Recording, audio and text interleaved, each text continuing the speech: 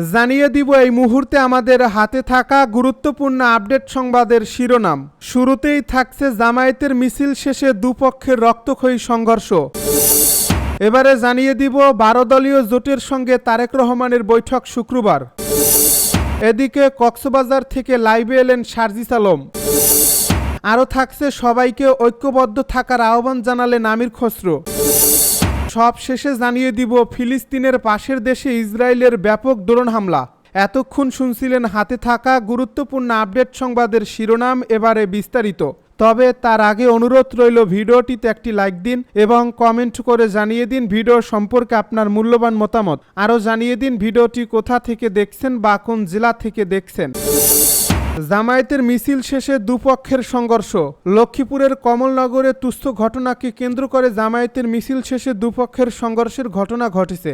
এতে অন্তত 4 জন আহত হয়েছেন। মঙ্গলবার সন্ধ্যায় জামায়াত ইসলামীর উদ্যোগে উপজেলার হাজিরহাট বাজারে জুলাই গণঅভ্যুত্থানের বর্ষপূর্তি উপলক্ষে আয়োজিত মিছিল শেষে এই হামলার ঘটনা ঘটে। ওই সময় জামায়াতের হাজিরহাট বাজার শাখার সভাপতি আইয়ুব আলী, আল মাহমুদ ওমর, জুলাই যোদ্ধা আয়মান তাকিব সহ 4 জন আহত হন। পরে পরিস্থিতি সামাল দিতে পুলিশ 2 জনকে আটক করে থানায় নিয়ে যায়। এক পর্যায়ে মুসলেকা নিয়ে রাতে তাদের ছেড়ে দেওয়া হয়।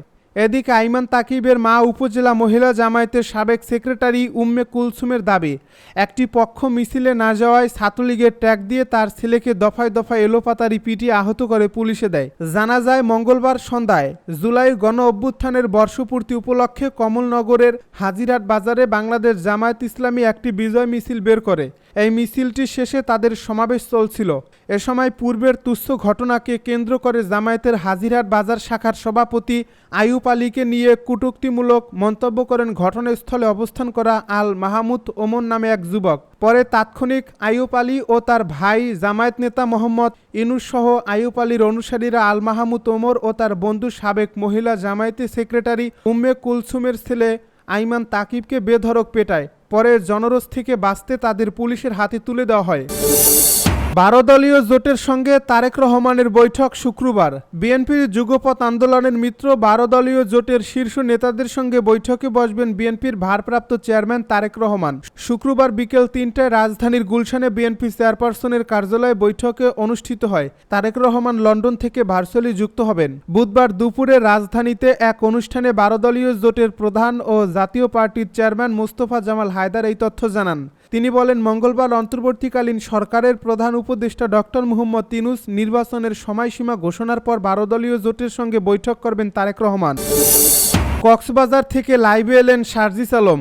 সমালোচনার মধ্যে এবার কক্সবাজার সমুদ্র সৈকতে দাঁড়িয়ে লাইভে এসে বার্তা দিলেন এনসিপির মুখ্য সংগঠক সার্জিস আলম। বুধবার সন্ধ্যা 6:30টার দিকে লাইভে আসেন তিনি। এ সময় দেশবাসীকে শুভেচ্ছা জানিয়ে সার্জিস আলম বলেন, এনসিপির পক্ষ থেকে বাংলাদেশের মানুষের সামনে 24 দফার ইশতেহার দেওয়া হয়েছে। এই 24 দফার মধ্যে 21 নম্বরে বলা হয়েছে জলবায়ু সহিষ্ণুতা ও নদী ও সমুদ্র রক্ষার কথা। তিনি বলেন, আমাদের বিশাল সম্ভাবনার জায়গা এই সমুদ্র। এখন গুরুত্বপূর্ণ বিষয় হচ্ছে আমরা কিভাবে এই সমুদ্রকে আমাদের ডাইভারসিটিকে রক্ষা করতে পারি, সমুদ্র তীরবর্তী মানুষের টেকসই জীবন ধারণ কিভাবে নিশ্চিত করতে পারি।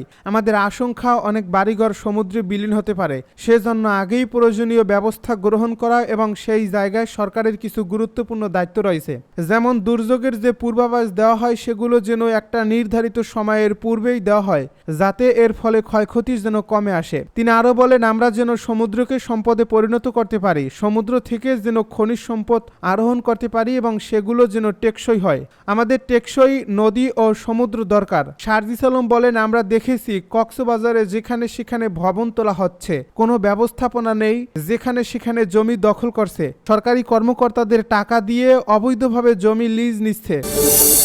সবাইকে ঐক্যবদ্ধ থাকার আহ্বান জানালেন আমির খসরু। নির্বাচনে যাতে কোনো বাধা না আসে সে ব্যাপারে সজাগ ও ঐক্যবদ্ধ থাকার আহ্বান জানিয়েছে বিএনপির স্থায়ী কমিটির সদস্য আমির খসরু মাহমুদ চৌধুরী। তিনি বলেছেন, নির্বাচনের ঘোষণা আসায় দেশবাসী স্বস্তিতে আছে।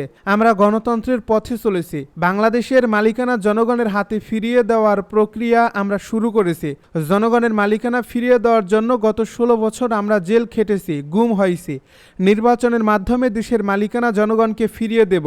বুধবার জুলাই গণ অভ্যুত্থানের প্রথম বার্ষিকী উদযাপন উপলক্ষে চট্টগ্রাম মহানগর বিএনপি উত্তর ও দক্ষিণ জেলা বিএনপি আয়োজিত অনুষ্ঠানে প্রধান অতিথির বক্তব্যে তিনি এসব কথা বলেন। এ সময় আমির খসরু বলেন, বাংলাদেশের মানুষ সহনশীল রাজনীতি চায়, পরস্পরের প্রতি সম্মান দেখিয়ে রাজনীতি করতে চায়। রাজনীতিতে মত পার্থক্য থাকার পরও বিএনপি নতুন রাজনীতি শুরু করেছে। দেশের অন্য রাজনৈতিক দল ও জনগণকে সঙ্গে নিয়ে আমরা গণতন্ত্রের হাইওয়েতে পথ চলতে শুরু করেছি। গণতন্ত্রের এই অগ্রযাত্রা যাতে কেউ বাধাগ্রস্ত করতে না পারে সেজন্য সজাগ থাকতে হবে। বিএনপির এই নেতা বলেন, কিছু কিছু শক্তি গণতন্ত্র ও নির্বাচনের বিপক্ষে সক্রিয় হয়ে উঠেছে, তাদের কোনো জায়গা দেওয়া হবে না। গণতন্ত্রের বিজয়ের পথে আমরা চলছি। এই পথ যারা বাধাগ্রস্ত করবে, দেশের মানুষ তাদের প্রত্যাখ্যান করবে। তারা রাজনীতি করবে কিন্তু ভোটে আসবে না। শেখ হাসিনার মতো নিজের মতকে জনগণের মত বলে চালিয়ে দেবে। গণতন্ত্রের পথে অগ্রযাত্রার সব কৃতিত্ব নেতাকর্মীদের উল্লেখ করে আমির খসরু বলেন, 18 বছরের ত্যাগ তিতিক্ষায় আমাদের আজকের এই সফলতা। আমাদের সফলতায় কৃতিত্ব আপনাদের ত্যাগের কারণে। এই ত্যাগের বিনিময়ে আমরা সফলতা পেয়েছি। নির্বাচন পর্যন্ত ত্যাগ স্বীকার করতে হবে, চোখ কান খোলা রাখতে হবে। গণতন্ত্র বিরোধী শক্তিকে মোকাবেলা করে ধানের শীষকে আগামীতে বিজয়ী করে তারেক রহমানের নেতৃত্বে দেশকে এগিয়ে নিতে হবে। ফিলিস্তিনের পাশের দেশে ইসরায়েলের ড্রোন হামলা। পূর্ব লেবাননের রাতের ড্রোন হামলায় হিজবুল্লাহর এক কর্মী নিহত হয়েছেন। ইসরায়েলের প্রতিরক্ষা বাহিনী আইডিএফ এই হামলার দায় স্বীকার করে বিবৃতি দিয়েছে। যুদ্ধবিরতি লঙ্ঘন করে এ হামলা ইসরায়েলের আন্তর্জাতিক নিয়ম নীতি তোয়াক্কা না করার আরেকটি উদাহরণ। বুধবার আইডিএফ জানিয়েছে, গত রাতে লেবাননের উত্তর পূর্ব বেকা উপত্যকায় ইসরায়েলি ড্রোন হামলায় হিজবুল্লাহর এক কর্মী নিহত হয়েছেন। খবর দ্য টাইমস অফ ইসরায়েলের। ইসরায়েলি সেনাবাহিনীর মতে হাসাম কাশেম গারাপ নামে ওই কর্মী লেবানন থেকে সিরিয়ার সন্ত্রাসী গোষ্ঠীগুলোকে উত্তর ইসরায়েলের গোলান হাইটজে রকেট হামলা চালানোর নির্দেশ দিচ্ছিলেন। সন্ত্রাসীদের কার্যকলাপ ইসরায়েল রাষ্ট্র এবং এর নাগরিকদের জন্য হুমকি স্বরূপ ছিল। 2024 সালের নভেম্বরে যুদ্ধবিরতির পরও আইডিএফ লেবাননে হামলা চালিয়ে আসছে। সেসব হামলায় 230 জনেরও বেশি হিজবুল্লাহ কর্মী নিহত হয়েছেন। ইসরায়েলিদের দাবি, হিজবুল্লাহ যুদ্ধবিরতির শর্ত লঙ্ঘন করায় আইডিএফ অভিযান চালাতে বাধ্য হয়, কিন্তু লেবানন দাবি করছে বারবার চুক্তি ও সার্বভৌমত্ব লঙ্ঘন করে ইসরায়েলি আগে হামলা চালাচ্ছে।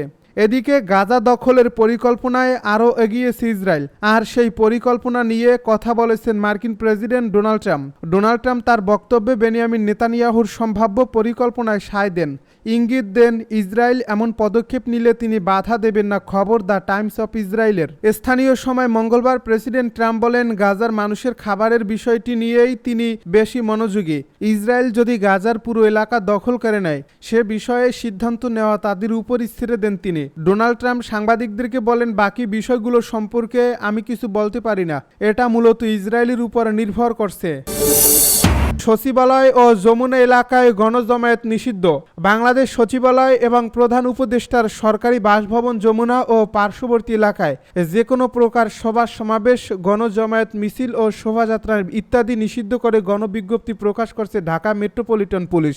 বুধবার ডিএমপি কমিশনার শেখ মোহাম্মদ সাজ্জাদ আলী স্বাক্ষরিত এক গণবিজ্ঞপ্তিতে এর নির্দেশনা প্রদান করা হয়। গণবিজ্ঞপ্তিতে বলা হয়, সর্বসাধারণের অবগতির জন্য জানানো যাচ্ছে, জনশৃঙ্খলা এবং প্রধান উপদেষ্টার নিরাপত্তা রক্ষার স্বার্থে ডিএমপি অধ্যাদেশের 29 ধারায় অর্পিত ক্ষমতা বলে শুক্রবার থেকে পরবর্তী নির্দেশ না দেওয়া পর্যন্ত বাংলাদেশ সচিবালয় এবং প্রধান উপদেষ্টার সরকারি বাসভবন যমুনা ও পার্শ্ববর্তী এলাকায় ইন্টারকন্টিনেন্টাল ক্রসিং, কাকরাইল মসজিদ ক্রসিং, অফিসার্স ক্লাব ক্রসিং ও মিন্টু রোড ক্রসিং এর মধ্যবর্তী এলাকায় সব ধরনের সভা সমাবেশ, গণজামায়াত, মিছিল, মানববন্ধন, অবস্থান, ধর্মঘট, শোভাযাত্রা ইত্যাদি নিষিদ্ধ